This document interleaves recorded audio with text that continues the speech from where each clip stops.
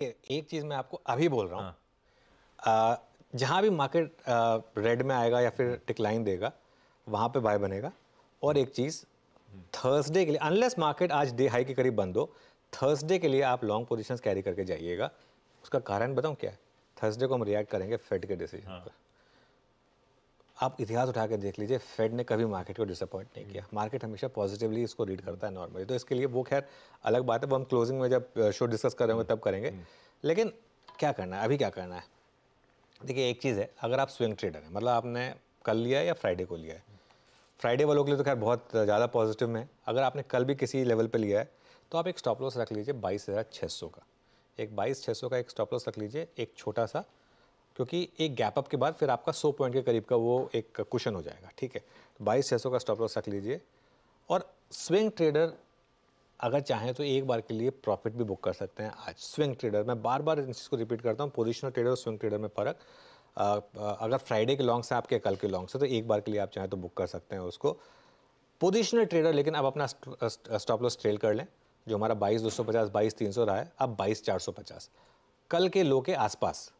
चाहे तो 22,440 कर लें उसको, 22,450 थोड़ा इजी रहता है याद करने में, इसलिए मैंने 22,450 रखा है। तो 22,450 पर अब अपना ट्रेलिंग स्टॉप लॉस ले आए पोजिशनल ट्रेडर्स। अगली रेजिस्टेंस हमारी कहाँ पर है? 22,600 775, जो हमारा ऑल टाइम हाई है, जो हमने 10 अप्रैल को लगाया था। उसके बाद मार्केट थोड़ा सा करेक्ट हुआ था। और उसके बाद जो बड़ी रेजिस्टेंस है वो है आपकी 22,875 से 22,900, जहाँ परसों के सबसे ज़्यादा कॉल राइटर्स बैठे हैं। उसके हिसाब से 22,875 से 22,800, तो 22,775 से 22,900 मोटा मोटी आपकी एक रेजिस्टेंस जोन है। यहाँ पर सपोर्ट कहाँ है? पहला सपोर्ट है 22,450 से 22,500।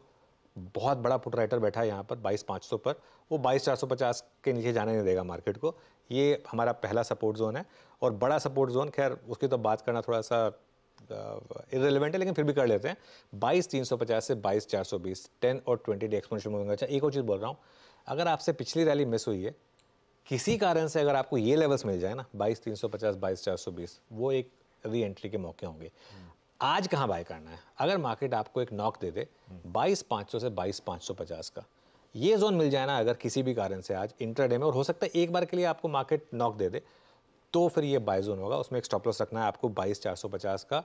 और एक चीज़ मैं अभी से कह रहा हूँ आपको, थोड़ी हिम्मत करके आज जहाँ मार्केट बंद हो रहा हो, और अगर स्पेशली अगर बड़ी रैली के साथ बंद ना हो रहा हो, तो थर्सडे के लिए हिम्मत करके ऑप्शंस के थ्रू, थर्सडे वाले ऑप्शंस नहीं, वो तो बहुत बड़ा रिस्क होता है, अगले हफ्ते के ऑप्शंस के थ्रू, लेकिन कैरी करने की कोशिश करिएगा। क्योंकि मुझे लग रहा है कि थर्सडे को आपको एक गैप अप मिलना चाहिए, स्पेशली अगर आज इंट्राडे में प्रॉफिट बुकिंग आ गई तो। हाँ, और उसकी डिटेल्ड कमेंट्री के लिए कमाई के अड्डे में जुड़िएगा, तो और कन्विक्शन के साथ उस पर और चर्चा होगी। लेकिन आज थोड़ा सा कॉशियस रहेंगे सीएनबीसी आवाज के दर्शक। आज अगर गिरावट आती है तो खरीदारी करने के मौके होंगे। अगर किसी वजह से 22,500 550 स्क्रीन पे दिख रहा है तो अपनी लिए फिर निफ्टी लपकने का बढ़िया मौका होगा। यह है आज का अप्रोच बाय ऑन डिप्स का। निफ्टी बैंक, वैसे कल जब बहुत गजब के मूव्स आ रहे थे तो कल ही कमाई के अड्डे में बिगुल बच गया था। अब की बार 51,000, तो वो अपना वो टारगेट तो अपन लेके चल रहे हैं।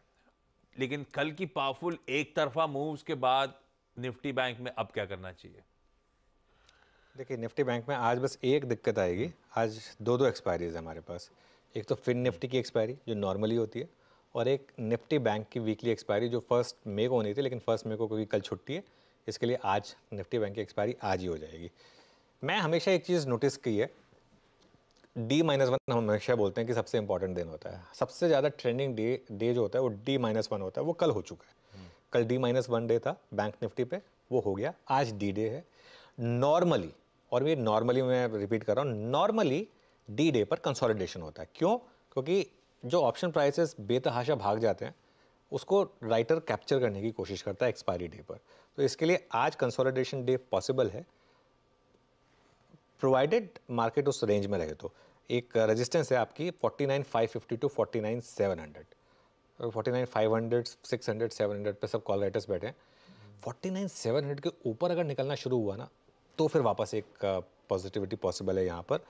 उसके बाद वो सीधा आपको 50,000 तक ले जा सकती है। 50,000 आपका जो साइकोलॉजिकल रेजिस्टेंस है। पहली बार हम बैंक निफ्टी पर 50,000 की तरफ बढ़ेंगे अगर वैसा हुआ तो। यहाँ पर सपोर्ट कहाँ है? यहाँ पर थोड़ी दिक्कत क्या है, सपोर्ट जो है वो थोड़े से डीप है। पहला सपोर्ट है आपका 49,000 टू 49,200 ऑप्शंस के हिसाब से, और बड़ा सपोर्ट है आपका 48,500। और आशीष, बैंक निफ्टी इतना ज़्यादा स्ट्रेस्ड है, 48,500 पर आपका 5 डेमा है, 10 डेमा तो 48,000 पर है, 20 डेमा तो 47 समथिंग पर है। इतना स्ट्रेस्ड है बैंक निफ्टी। इसके लिए बोल रहा हूँ कि थोड़ा सा बैंक निफ्टी में आज फ्रेश एंट्री नहीं बनती, क्योंकि अगर फ्रेश एंट्री आप कर भी रहे ना आज, तो बहुत टाइट स्टॉप लॉस रखना होगा आपको। इसके लिए सिग्निफिकेंट डिप मिले, अगर आपको 49,000 तक की कोई भी डिप मिले तभी फ्रेश पाएंगे, वरना फ्रेश बाइंग नहीं है। एग्जिस्टिंग पोजीशन, और अगर आप आवाज़ का जुड़े रहें तो आपके पास अच्छी खासी लॉन्ग पोजीशन होनी चाहिए, उसी को कैरी करें, तो मेरे ख्याल से वो बेटर रहेगा। बहुत बढ़िया, बिल्कुल ठीक बात। एग्जिस्टिंग लॉन्ग्स को कैरी करेंगे। फ्रेश एंट्री की गुंजाइश अब इन लेवल्स पे रिस्क रिवॉर्ड के लिहाज से फेवरेबल नहीं नजर आती। यह है निफ्टी बैंक की आज की बढ़िया सी कमेंट्री।